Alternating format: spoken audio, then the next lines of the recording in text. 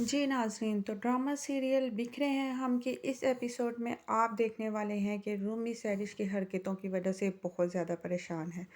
सहरिश ने उसके नाक में दम किया हुआ है, हर वक्त उसे परेशान करती रहती है, तंग करती रहती है, घर वालों की नज़रों से गिराने की कोशिश करती रहती है। रूमी अपने अपने आप को जस्टिफ़ाई भी नहीं कर पाती है और सब घरवाले उसकी बातों में आ जाते हैं। रूमी इस सारी सिचुएशन से बड़ी परेशान है। वो अपनी अम्मी को फ़ोन करती है। वो अपनी अम्मी को सारी सिचुएशन से आगाह करती है और उनको बताती है कि किस तरह सैरिश दिन-रात उसे तंग करती रहती है और उसके पीछे पड़ी रहती है। उसकी माँ उसको सब्र की तलकीन करती हैं। उसकी माँ कहती हैं कि सैरिश का एक ही हल है कि इसकी शादी करा दी जाए। फिर उसकी माँ कहती हैं कि हाँ, मेरी नज़र में एक आधा अच्छा रिश्ता है बाहर के मुल्क के लड़के का। अच्छा होगा कि सैरिश की शादी हो जाए और ये बाहर के मुल्क चली जाए ताकि तुम्हारी जान छूट जाए। रूमी कहती है आपकी बात ठीक है, मगर मैं ये बात घर में अगर बताऊँगी तो सैरिश तो तूफ़ान खड़ा कर देगी। वो आपके लाए हुए रिश्ते को कभी भी कबूल नहीं करेगी। वो तो मेरे ख़िलाफ़ हो जाएगी। मगर रूमी की अम्मी कहती हैं कि तुम एक दफ़ा घर में बात करके देखो, रिश्ता बहुत अच्छा है, हो सकता है तुम्हारे घर वाले इस बात को अच्छे से कबूल कर लें।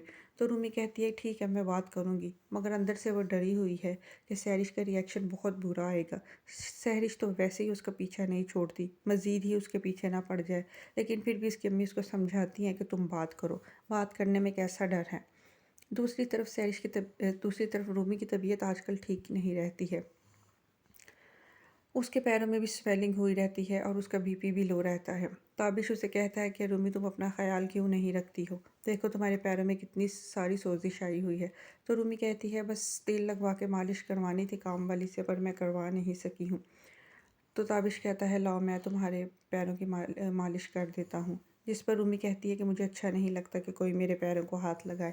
मगर ताबिश कहता है मैं कोई थोड़े ना हूँ, और वो उसके पैरों का मसाज करता है। रूमी उसकी मोहब्बत देखकर बहुत ज़्यादा खुश होती है और बहुत शुक्र अदा करती है कि उसको ताबिश जैसा अच्छा इंसान मिला है।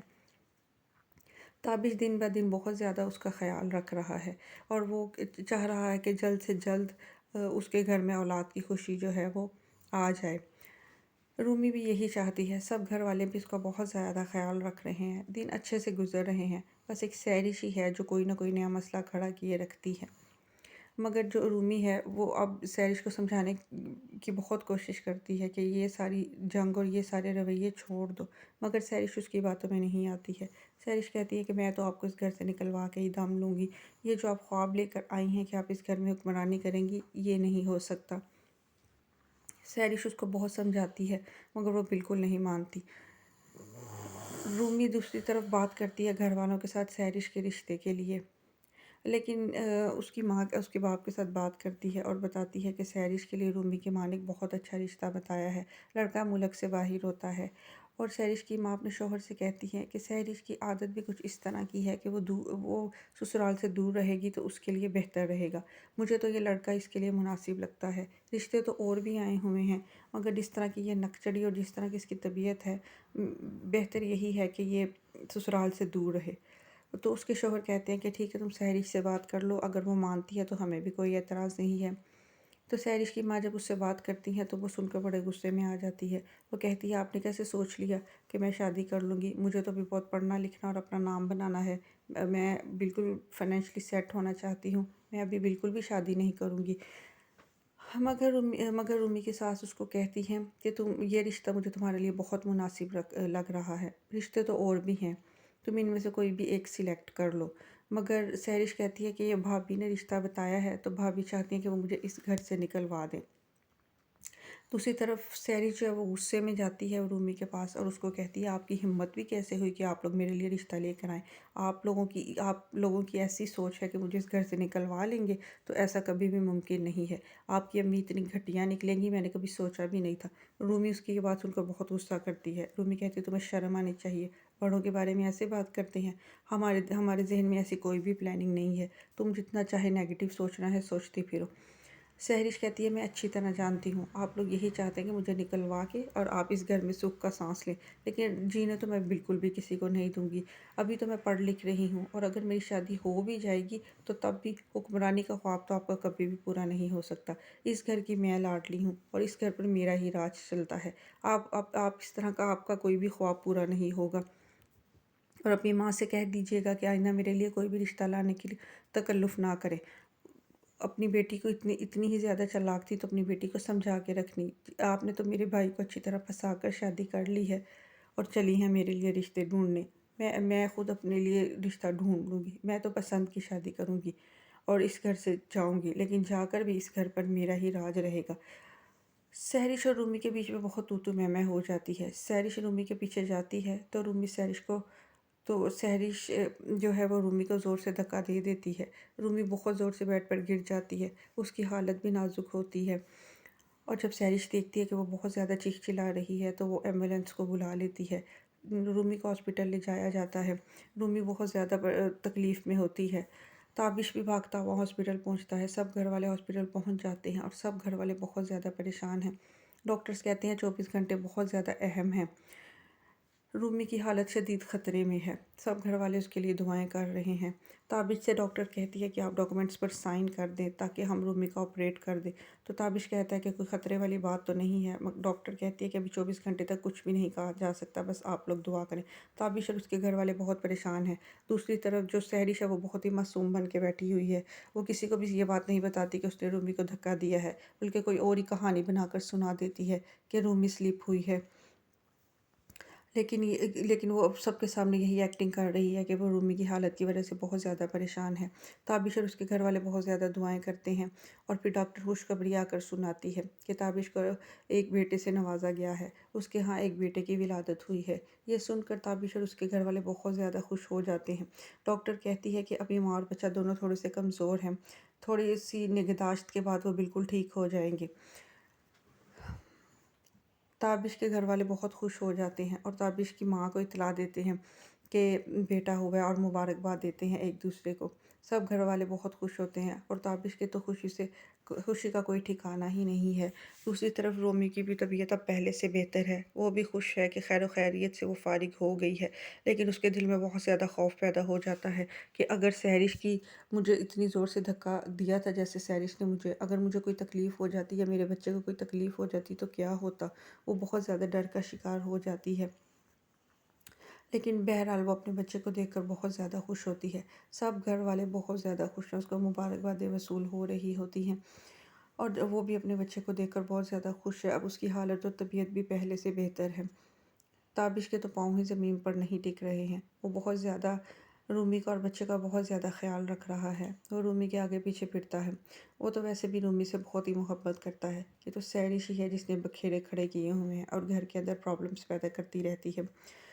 رومی کو ہاسپٹل سے ڈسچارج ہوتے ہی جب گھر لے جایا جاتا ہے تو گھر میں سحرش جو ہے وہ خوب سیلیبریشن کا دکھاوا کرتی ہے کہ وہ تو جیسے اپنی بھابھی اور بھتیجے کے لیے بہت زیادہ خوش ہے۔ سب کے سامنے وہ یہی ظاہر کرتی ہے کہ اس سے زیادہ خوشی کسی کو بھی نہیں ہے۔ چھوٹے سے بچے کو وہ ہاتھوں میں اٹھائے یوں پھر رہی ہے جیسے وہ اس سے بہت زیادہ محبت کرتی ہے۔ سب گھر والوں کو یہی دکھاوا اس نے کیا ہوا ہے کہ وہ سب کا خیال رکھنے والی اور محبت کرنے والی لڑکی ہے، جبکہ دل سے وہ اپنی بھابھی سے بہت زیادہ جلتی ہے۔ اپنے بھتیجے کو بھی وہ بہت زیادہ اپنے ساتھ ساتھ رکھنے کی کوشش کر رہی ہوتی ہے، اور اس کی یہ سارا دکھاوا اور یہ ساری نمود و نمائش دیکھ کر رومی بہت حیران رہ جاتی ہے کہ یہ کس قدر سنگ دل لڑکی ہے اور یہ کس قدر چالاک ہے، گھر والوں کو کیا دکھاتی ہے اور اکیلے میں میرے ساتھ یہ کیا سلوک کرتی ہے۔ اگر اس دن یہ مجھے کوئی نقصان پہنچا دیتی تو آج نہ جانے کیا ہوتا۔ اب رومی کے دل میں بھی سحرش کے لیے بہت زیادہ غصہ آ گیا ہے۔ اب وہ بھی سحرش کی وہ اسے حرکتوں کا دوبدو جواب دینا چاہتی ہے۔ وہ دل میں یہ سوچتی ہے کہ بس اب بہت ہو گیا، اس سحرش نے مجھے جتنا آگے لگانا تھا لگا لیا، اب میں بھی اس کے اس طرح کے وار کا جواب وار سے ہی دوں گی۔ دوسری طرف سحرش جو ہے وہ بہت زیادہ بچے کو پیار کرتی ہے، اٹھاتی پھرتی ہے، تو رومی اس کو کہتی ہے کہ تمہیں اب بہت زیادہ پیار آ رہا ہے بھتیجے کے اوپر، تو سحرش کہتی ہے ہاں کیوں نہ آئے، میرا خون ہے، مجھے بہت زیادہ محبت ہے اس کے ساتھ۔ تو رومی کہتی ہے کہ اس وقت کیا محبت نہیں تھی تمہیں جب تم نے مجھے دھکا دیا تھا؟ تو سحرش فوراً مکر جاتی ہے، وہ کہتی ہے کب میں نے تمہیں دھکا دیا تھا، میں نے تو تمہیں کچھ بھی نہیں کہا۔ تو رومی کہتی ہے جھوٹ مت بولو، تمہیں شرم آنی چاہیے، اس دن تم نے میرے ساتھ کیا سلوک کیا تھا۔ آج اس دن اگر میری حالت زیادہ بگڑ جاتی تو آج ہم یہاں پہ موجود نہ ہوتے، نہ جانے کیا ہو جاتا۔ تو سہرش آگے سے ڈھیٹ بنتی ہے اور کہتی ہے کہ تم تو شکر ادا کرو میں نے اس دن ایمبولینس کو بلا لیا تھا ورنہ تمہیں پتہ چل جاتا۔ رومی کو اس کی بات سن کر بہت غصہ آتا ہے۔ وہ کہتی ہے کہ تمہیں بالکل بھی شرم نہیں آتی، ایک تو تم نے اس دن میرے ساتھ اتنی زیادتی کی، اتنی بدتمیزی کی، اوپر سے معافی مانگنے کی بجائے اب ڈھیٹ بن کر اپنی بات سے مکر رہی ہو، اور اوپر سے گھر والوں کو بھی جھوٹی کہانیاں سنائی ہیں کہ میں سلپ ہو گئی تھی، حالانکہ بتانا تھا تم نے گھر والوں کو کہ تم نے میرے ساتھ کیا سلوک کیا تھا۔ تم اپنی حرکتوں سے باز آ جاؤ، میں بہت زیادہ برداشت نہیں کروں گی، میں نے تمہاری حرکتوں کو بہت برداشت کیا ہے، اگر میں تابش کو تمہاری حرکتوں کے بارے میں بتاؤں تو تمہیں پتہ چل جائے گا۔ مگر سہرش اس کی کسی بات سے نہیں ڈرتی ہے۔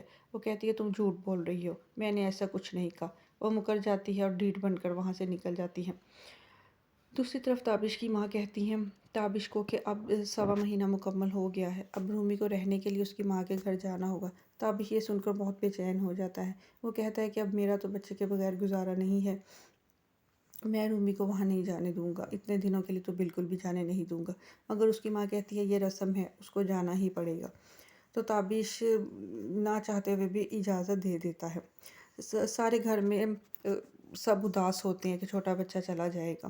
دوسری طرف تابش اور رومی اپنے بچے کا نام موسیٰ رکھنا چاہ رہے ہوتے ہیں، لیکن سہرش جو ہے وہ بیچ میں ہی مسئلہ کھڑا کر دیتی ہے۔ وہ کہتی ہے میں نے تو آہل نام سوچا ہوا ہے اور آہل ہی نام رکھا جائے گا۔ تو تابش کہتا ہے کہ نہیں، اس دفعہ موسیٰ نام رکھیں گے رومی کی پسند کا، اگلی دفعہ تمہاری پسند کا نام رکھ لیا جائے گا۔ مگر سہرش جو ہوتی ہے وہ اس کو تو اپنی ضد منوانی ہوتی ہے، وہ ناراض ہو کر چلی جاتی ہے۔ وہ کہتی ہے آپ نے جو نام رکھنا ہے رکھ لے، آپ لوگوں نے تو پہلے کا ہی ڈیسائیڈ کیا ہوا ہے، آپ لوگ میری مرضی سے نام کیوں رکھیں گے۔ وہ جب منہ بنا کے وہاں سے اٹھتی ہے تو رومی کی ساس بھی کہتی ہیں کہ پھر کیا فرق پڑ جائے گا، وہ پھپھو ہے، اگر وہ نام رکھ لے گی تو غرض یہ کہ رومی کے پسند کیے ہوئے نام کو ریجیکٹ کر کر سہرش اپنی مرضی کا نام رکھوا کر بہت زیادہ خوش ہوتی ہے۔ اس کو ہر جگہ اپنی مرضی چلانے کی اور حکمرانی کرنے کی عادت ہے۔ دوسری طرف جو ہے وہ سارم کی کزن سارم سے کہتی ہے کہ تمہیں اگر شادی کے لیے کوئی مناسب لڑکی نہیں مل رہی تو مجھ سے ہی شادی کر لو، میں تم سے اتنی محبت کرتی ہوں، کیا تم مجھ سے شادی نہیں کر سکتے؟ تمہاری مجھ سے اتنی دوستی ہے تو کیا تم مجھے بیوی نہیں بنا سکتے؟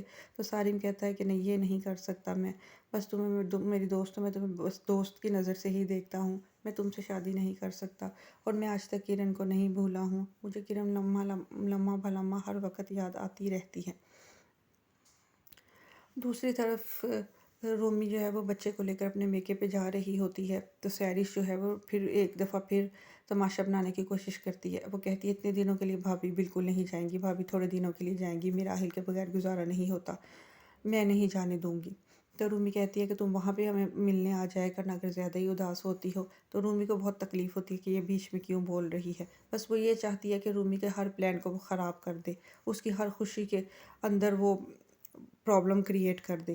وہ اپنی ماں سے بھی کہتی ہے کہ میں آہل کو نہیں جانے دوں گی، لیکن اس وقت اس کی ماں اس کو کہتی ہے کہ یہ نہیں ہو سکتا بیٹے، یہ رسم ہے، 1.25 مہینے کے بعد اس کو اپنی ماں کے گھر جانا ہی ہے، اور اگر تمہیں زیادہ یاد آئے گی تو تم چلی جایا کرنا۔